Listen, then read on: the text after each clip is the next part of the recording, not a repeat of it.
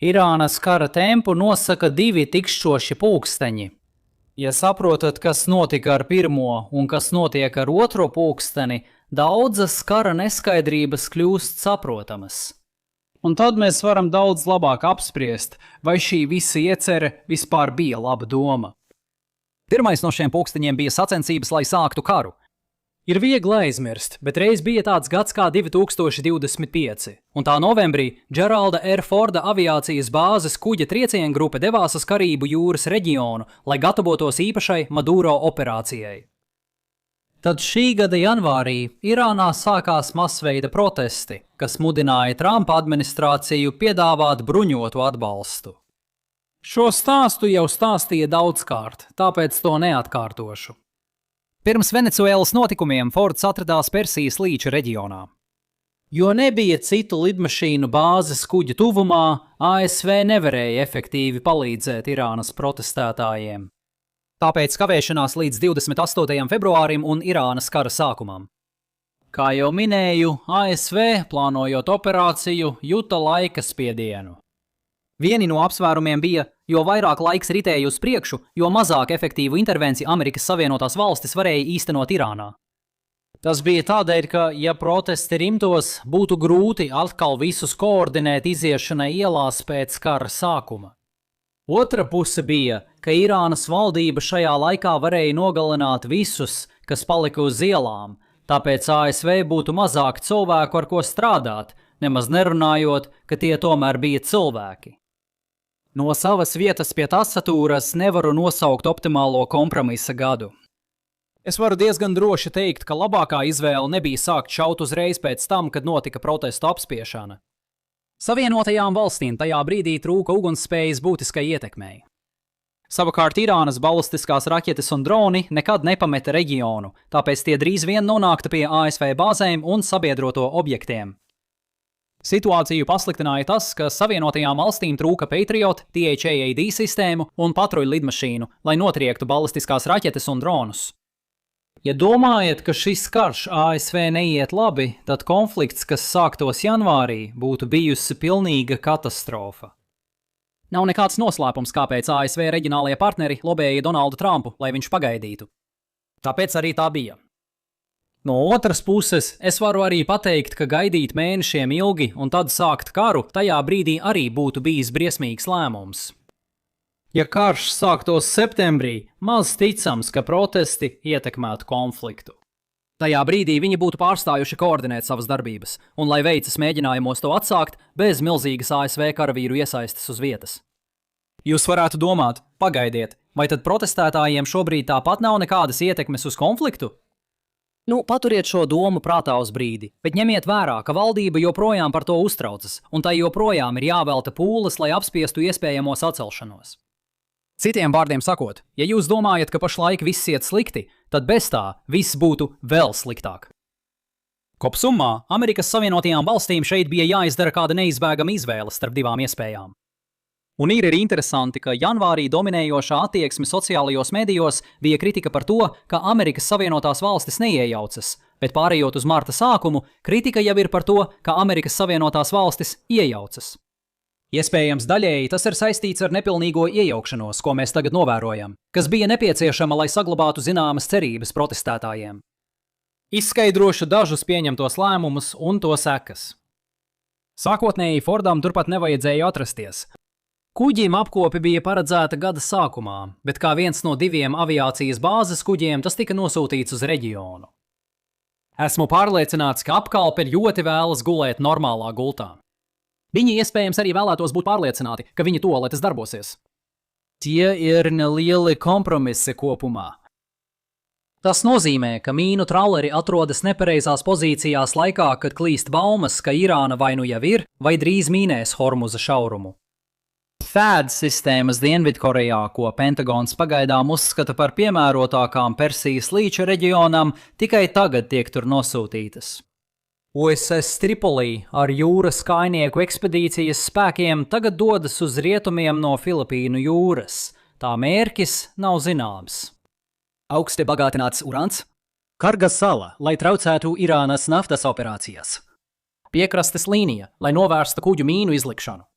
Vai varbūt gadījuma mērķi, kas vēl nav acīm redzami, bet drīz varētu parādīties? Ninjas Zabensiņās. Savienotās valstis uzbruka Kargas salai, lai iznīcinātu Irānas militāro infrastruktūru ar kinētiskām darbībām. 90% Irānas naftas produktu iziet caur šo salu, taču Savienotās valstis centušās neaizskart šo infrastruktūru. Šie centieni nav apturējuši naftas cenu kāpumu, kas atkal tuvojas $100 par barelu, kamēr pabeidzu šo video. Šeit atkal uzsvērts, ka trūkst sauszemes šaheda aizsardzības sistēmas, kāda ir Ukrainai. Papildus ASV stratēģijai trāpīt lokšāvējam, nevis bultai, rodas jautājums, kāpēc Irānas ienaidnieki reģionā neieguldīja līdzekļus šādā sistēmā jau pirms gada. Jo, lai to izdarītu pareizi, nevis ieviestu ārkārtas mazināšanas pasākums, kādu šobrīd nodrošina Ukraina, bet tiešām izdarītu to pareizi, būtu nepieciešami mēneši. Šis ir sarežģīts stāsts par kara laika politiku, tāpēc atstāšu to citai reizei. Tas bija vēl viens kompromiss, jo ilgā gaidīšana atkal izslēgtu protestētājus no notikumiem. Tāpēc mums ir šāds karš, nevis idealizēts konflikts. To stāstu, jo tas labāk raksturo partejisku diskusiju par karu. Daži teiks, ka Trumpa administrācija neapzinājās militārās sekas. Tas ir absurdi, jo neviena administrācijas politiskā puse nekad nav atbildīga par militārās stratēģijas izpratni. Tā ir Pentagona atbildība, un tas nav pat aizsardzības ministra pienākums, tāpēc mēs nevaram skatīties arī uz Hegsetu. Varbūt apvienoto štābu priekšsēdētājs un bijušais F-16 pilots Dans Keins nemaz nezināja, kā darbojas gaisa karš. Varbūt CENTCOM komandierim, admirālim Čārlzam Kūperam, kurš vairāk kārt šķērsojis Hormuza šaurumu, nav ne jausmas par riskiem, kas saistīti ar šī šauruma slēgšanu. Bet abas šīs teorijas pārbauda ticamības robežas, un tieši viņi ir tie, kas patiesībā veic plānošanu. Vai, ja vēlaties būt vēl tehniskāks, viņi ir tie, kas uzrauga patieso plānošanas smago darbu un pārliecinās, ka nekas no svarīgākajiem jautājumiem netiek palaists karām. Otrā pusē ir grupa, kas apgalvo, ka karš norit lieliski, un amerikāņiem nav jāuztraucas. Tas liek apšaubīt ticamību, jo kara plānos bija vajadzīgi reāli kompromisi. Praktiski runājot, gala iznākums vēl nav redzams. Ja drīkstu pazemīgi ieteikt, labāka diskusija par šo karu būtu šāda.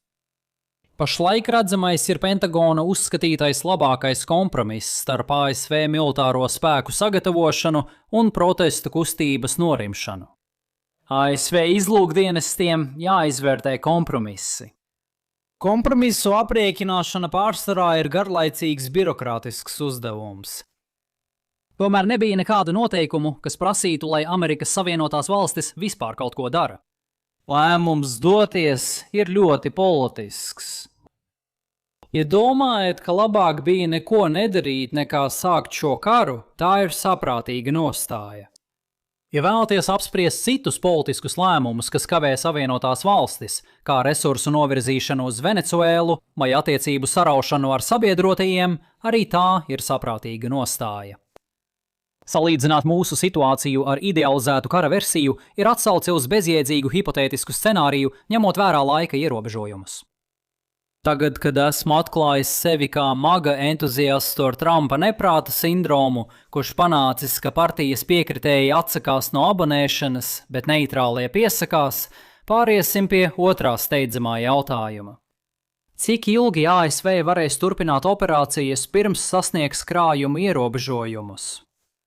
Jautājums ir, cik daudz laika atlicis cikam pulkstenim, kas nosaka Irānas valdības ilgmūžību, ja tā vispār ir uz atpakaļskaitīšanas pulksteņa. Trumpa administrācija nevēlas režīma maiņu apspriest kā operācijas mērķi. Apstāsimies un sapratīsim, kāpēc tā ir. Šeit nav pilnīgi nekādas garantijas, ka režīma maiņa vispār ir iespējama. Atšķirībā no citiem administrācijas mērķiem, piemēram, Irānas raķešu spēju samazināšanas, šis mērķis ir skaidri izmērāms. Vai valdība ir pie varas vai nav? Tāpēc apgalvot, ka tas ir mērķis, ir politiski bīstami, jo tas sniedz skaidru mērauklu, pēc kuras citi var vērtēt viņa neveiksmes. Ja tas izdodas, viņš gandrīz nesaņem papildu punktus par to, ka sākumā to iekļāva mērķos. Agrīnie signāli par režīma maiņu šeit nav labi.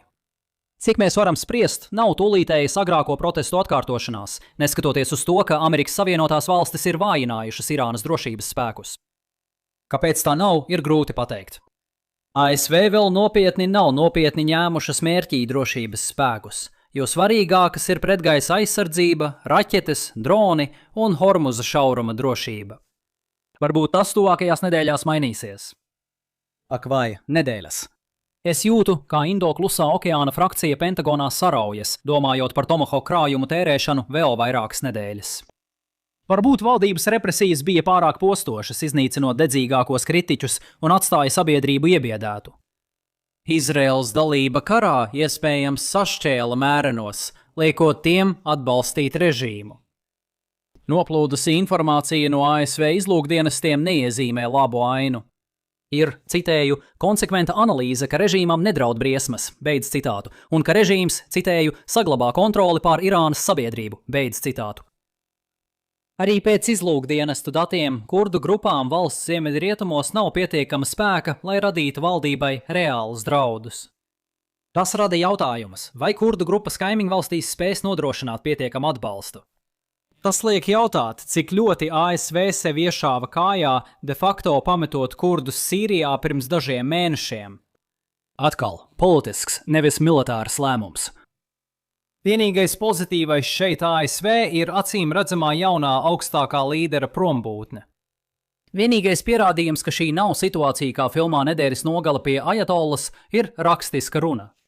Nav video, attēlu vai audio.